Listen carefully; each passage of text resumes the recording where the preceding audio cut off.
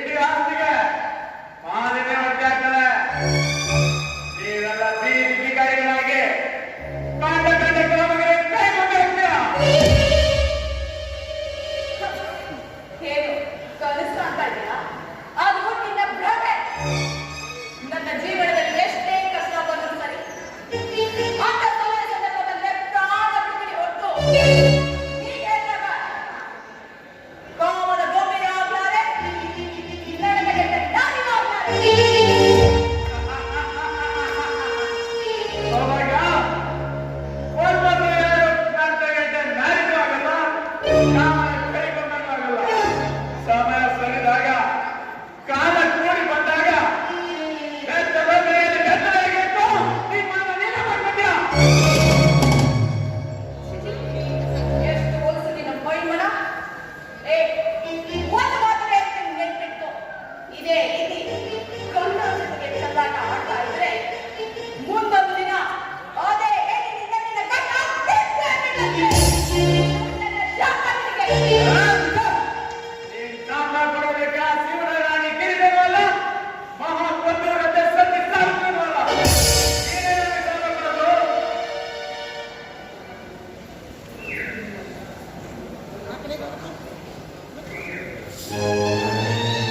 ಆದರೆ ಈ ಸೌಭಾಗ್ಯ ಈ ಮನೆಗೆ ದೊಡ್ಡ ಸೊಸೆ ಬರ್ಬೇಕಿತ್ತು. ರೇಷ್ಮೆ, ನಿಮ್ಮ ಅಣ್ಣ ನನ್ನನ್ನ ಕೇಳಿದು ಕಿರಿ ಸೊಸೆ ಬಂದಿದ್ದಾಳೆ. ನಿಮ್ಗೆ ಅರ್ಥ ಆಗಿಲ್ಲ ಅಲ್ವಾ? ಇಲ್ಲ, ನಾನು ಇವ್ರ ಮನೆಗೆ ಹೋಗ್ತಾ ಇದ್ದೀನಿ. ಜಸ್ಟ್ ಒಂದು ಫೋನ್ ಮಾಡೋ. ಇವ್ರು ಚೇಂದ್ರ ಡಿಟೇಲ್ ಆಗಿ ಹೇಳ್ತೀನಿ.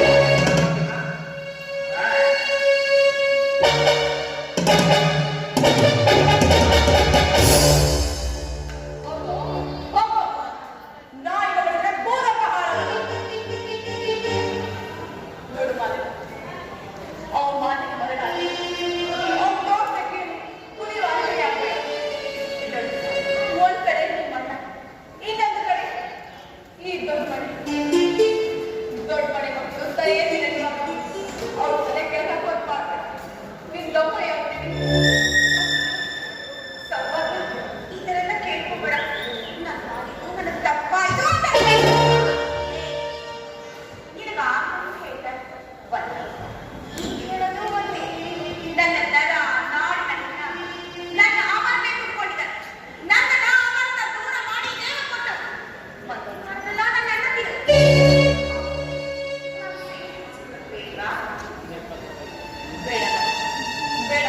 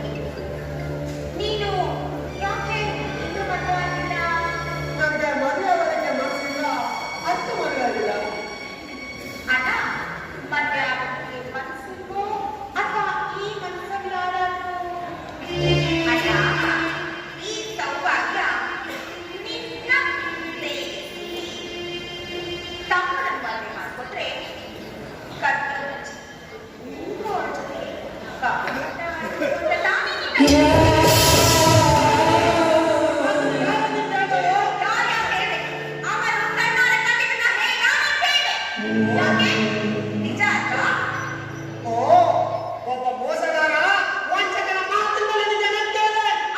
ನಿನ್ನ ಸಾಕಿ ಬೆಳೆಸಿ ನೀಡುವಂತರಾಗಿ ಮಾಡಿ ನಿನ್ನ ಬದುಕಿನ ದಣ ಉಳಿಸಿದ ಈ ಗಂಡು ಮಾತಿನಲ್ಲಿ ಇದು ದೊಡ್ಡಮನೆ.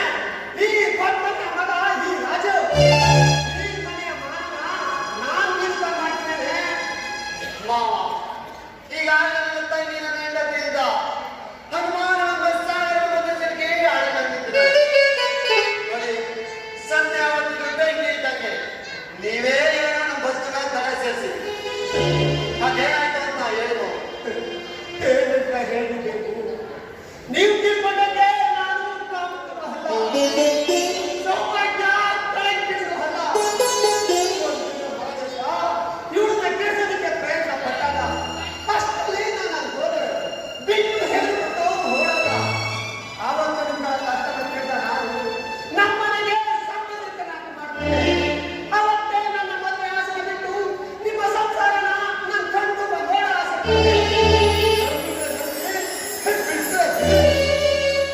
ಇದೇ ಕಾರಣವಾಗಿ ಇದೇ ಕಡೆ ಸತ್ಯ ನಮಗಾಗಿ ತನ್ನ ಬದುಕನ್ನು ತ್ಯಾಗ ಮಾಡ್ತಾರೋ ಕಲಿಯುವ ತ್ಯಾಗ ಇವರು.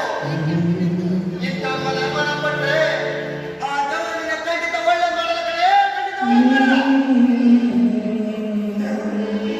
ಎಲ್ಲಿದ್ದಾನೆ ದೇವರು? ಸತ್ಯವಂತರಿಗೆ ಶಿಕ್ಷಣ ಕೊಟ್ಟು ಕಲ್ಲಾಗಿ ಕೊಟ್ಟಿದ್ದಾನೆ ಹಾದಿನ ಬಂದ ಆಸ್ತಿಗಳ ತಗೊಂಡು ಹೆಂಡತಿ ಮಕ್ಕಳ ಜೊತೆ ಸುಖವಾಗಿದ್ದಾಗ ಸುಖವಾಗಿರ್ಬೋದಾಗಿತ್ತು. ನಿಮ್ಗಳ ಬದುಕೇ ನನಗೆ ಮುಖ್ಯ ಅನಿಸ್ತು. ಇದ್ರ ಬಗ್ಗೆ ನಿಮ್ಗೆ ಎಷ್ಟು ಹೇಳಿದ್ರು ಯಾರು ಅರ್ಥ ಆಗಲ್ಲ. ಇದ್ರ ಬಗ್ಗೆ ತಲೆ ಕೆಡಿಸ್ಕೊಂಡು ನಿಮ್ ನೆಮ್ಮದಿನ ಯಾರು ತರ ಮಾಡ್ತಾರೆ? ಹೋಗಿ ನನ್ನ ತಮ್ಮಂಗೆ ತಪ್ಪಾಗಿ ಇರ್ತದೆ. ಹೋಗಿ ಊಟ ಮಾಡ್ಕೊಂಡು ಸೋಬಾತ ಕಡೆ ಮಾವ, ನೀವು ಬನ್ನಿ ಊಟಕ್ಕೆ. ಮಗನೇ ನಡೆ ಊಟಕ್ಕೆ. ಜೊತೆ ತಂಗಿ ಬಗ್ಗೆ ಯೋಚನೆ ಮಾಡುತ್ತೆ ಬಗ್ಗೆ ಯೋಚನೆ ಮಾಡಿ ಇಲ್ಲ ಅಂದ್ರೆ ಗಾಡ್ ಪಡ್ತಾರ ದೂರ ಹೋಗ್ತಾಳೆ.